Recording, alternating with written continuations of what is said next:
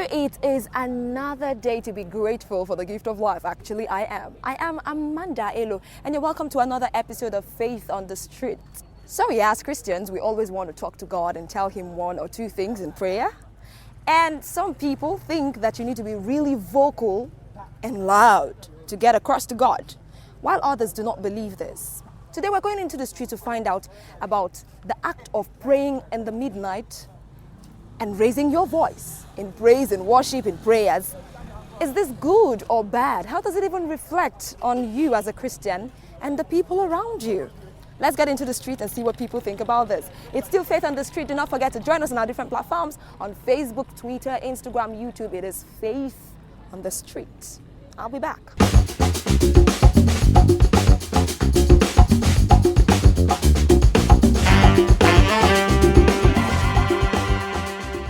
I think it's really good, but in some aspects it's not, because you might actually have someone that does not believe and the person does not like disturbance. If you really want to pray, you can go to a church, or you can do it in a quiet place, in a private place.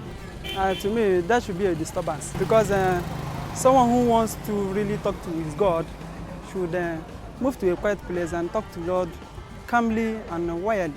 What I think about it is that it's not good, but it depends on your area. Like maybe if you are living in a house whereby you are just the only one there, you don't have neighbors, then you can pray aloud the way you want to. But when you have neighbors, you should just reduce your voice while praying. You don't need to shout out loud, so you don't disturb the peace of other people and you don't disturb others while sleeping, because Christ himself will not be happy when you are causing trouble while praying. So that's just the truth. You know, it shouldn't be a thing of raising your voice and causing nuisance.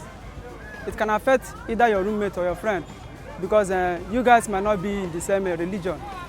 So that's my thought. So there's no special miracle that happens when you raise your voice? No special miracle at all, but it's just according to how the Spirit leads.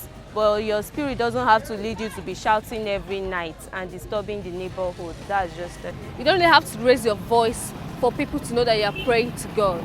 People praying at midnight, raising their voice.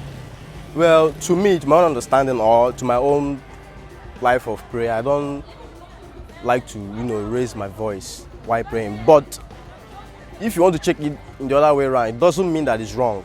You get. Kind of saying that everybody has to develop a rhythm that works for him or her. I guess some people like to pray in the midnight.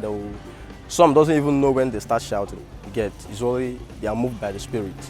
You get. Actually, it is very important and very necessary to pray in the midnight. It's very much important. But when you're raising your voice, what happens? Yes, it's a welcome idea to pray. Depending on the type of human being you are, like sometimes I do raise my voice to pray midnight prayers, because I think when I open myself to pray at night, sometimes I won't even know when the Spirit will take control and the next thing that may happen. I don't think there is any reason to compare if it is good to be shouting or not. In a situation whereby I have a roommate, I think the best option is just for you to pray silently to God. Alright, so you think it's okay? It's necessary. It's necessary.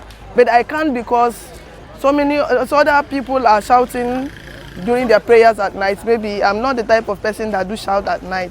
I will now want to let me try to see if I can imitate such people. Well, it is what it is. Now you know better. Join the conversation on our different platforms on Facebook, on YouTube, on Instagram and Twitter. Tell me what you think about this particular topic. Do you think it's good or bad to pray loudly at night? Especially when you have neighbors around, especially when you have people around you. I don't know what you think. Join the conversation. I am Amanda Elo, and it's always beautiful to have you. Do not forget that Faith on the Street will always be there for you. All you have to do is make yourself available.